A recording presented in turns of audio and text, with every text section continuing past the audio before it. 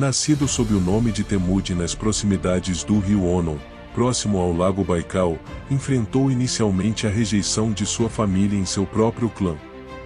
No entanto, ele habilmente conquistou a liderança, superou seus rivais e unificou os povos mongóis sob sua liderança.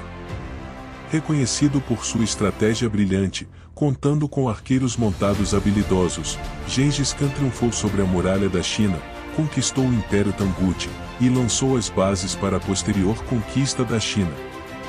Expandindo seu império a oeste e sul, tornou-se o líder militar que mais territórios conquistou na história, controlando quase 20 milhões de quilômetros quadrados. Embora Gengis Khan tenha falecido antes de ver seu império atingir sua extensão máxima, seu legado foi associado à glória por todos os líderes mongóis subsequentes, sendo reconhecido como um dos comandantes militares mais bem-sucedidos da história da humanidade. Suas campanhas frequentemente envolviam massacres em larga escala das populações civis, estimando-se que tenham causado a morte de 30 a 60 milhões de pessoas. Com cerca de 500 esposas e concubinas, Gengis Khan deixou uma marca duradoura na história. Seu nome de nascimento era Temujin. Nasceu na década de 1160 na Mongólia, provavelmente em 1162. Supõe-se que seja descendente de um líder mongol conhecido como Kabul Khan, do clã Bogigin, que por um breve período controlou uma Mongólia unificada. Contudo, na época do nascimento de Temujin, os mongóis estavam divididos entre diversas tribos e clãs, cada um governado por um senhor que impunha seu poder mais pela força do que por nobreza. Temujin não escapou dessa dinâmica. Aos 9 anos, ele visitou o clã dos Merquitas para escolher uma esposa e restabelecer a paz entre os clãs. No entanto, sua jornada foi interrompida quando se apaixonou por Bort, membro de um clã aliado, os Ongirat. Em vez de apenas praticar a escolha de esposas, Temujin oficialmente a escolheu como sua noiva. No retorno, seu pai, Yesugei, foi envenenado pelos tártaros, membros da tribo dos Merquitas. Sem idade adequada para assumir o controle do clã, a família foi expulsa por Targutai, um novo chefe, forçando-os a sobreviver nas estepes sem gado ou cavalos. A infância de Temujin foi marcada por tentativas de escapar de Targutai. Aos 16 anos, para fortalecer alianças com a tribo de sua esposa, Bort, teve 4 filhos. Aos 17 anos, após superar desafios, casou-se com Bort. Como a maioria dos mongóis, Temujin provavelmente foi treinado como arqueiro montado desde jovem. Sua habilidade na montaria, combinada com sua destreza no arco e flecha, tornou os guerreiros mongóis temidos. Após casar-se com Bort, Temujin e ela percorreram a Mongólia, encontrando desafios, incluindo um confronto com os Merquitas liderados por Shitedu. Após destruir os Merquitas, Temujin reuniu seguidores, incluindo alguns de Jamuka, provocando a ira deste último. Jamuka ordenou que capturassem Temujin e o levassem à China. Temujin foi preso e humilhado pelos chineses, mas sua esposa Bort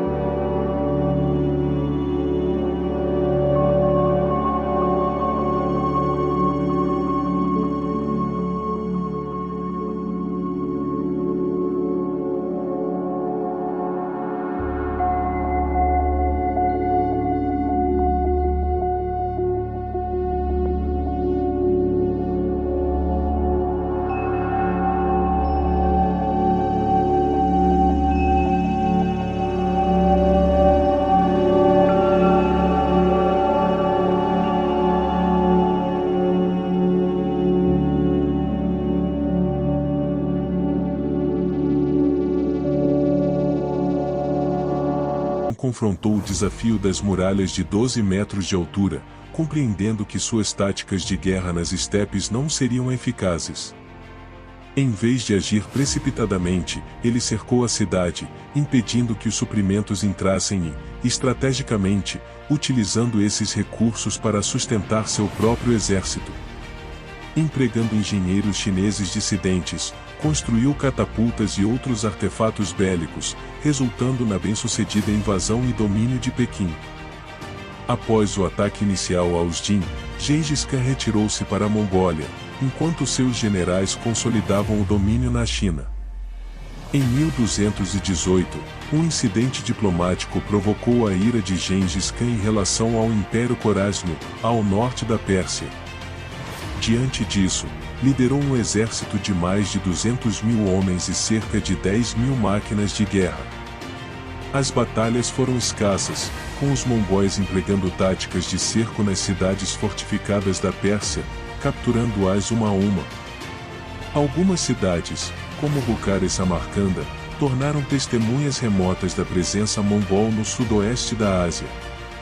Nishapur, uma cidade antiga, foi devastada, resultando na perda de mais de 1 milhão de vidas persas pelo exército de Gengis Khan. As baixas humanas na Khorásmia atingiram números alarmantes. Gengis Khan e seus generais aplicavam castigos severos aos inimigos, deixando uma reputação de selvageria dos mongóis que ecoaria pelo continente nas décadas seguintes devido à proximidade da Pérsia com a Europa. Em 1227, enquanto os comandantes de Gengis Khan expandiam territórios no sul da Rússia e na Ucrânia, o Grande Senhor foi obrigado a regressar às estepes para conter uma revolta de Sissia, que havia recusado a convocação para a campanha contra a Khorásmia. Após subjugar os Tambutes, Gengis Khan sucumbiu a uma febre intensa e dores de cabeça. A narrativa de Yuan, um texto histórico encomendado durante a dinastia Ming da China, relata que, entre 18 e 25 de agosto de 1227, durante a última campanha de Gengis Khan contra o Xi Ocidental, ele adoeceu com uma febre que o levou à morte 8 dias após o início da doença. Pesquisas anteriores indicaram a possibilidade de febre tifoide, mas outros estudiosos observaram a ausência de sintomas característicos da doença, como dor abdominal e vômitos. O diagnóstico moderno, baseado em informações sobre as doenças prevalentes entre as tropas mongóis e seus inimigos da época, sugere que Gengis Khan foi vítima da peste bubônica. Um estudo de 2002 concluiu que 8% da população da região previamente dominada pelo Império Mongol, abrangendo do Oceano Pacífico ao Mar Cáspio, pode ter ascendência de Gengis Khan. Outra pesquisa, em 2007, afirmou que 34,8% dos mongóis atuais são descendentes diretos de Gengis Khan.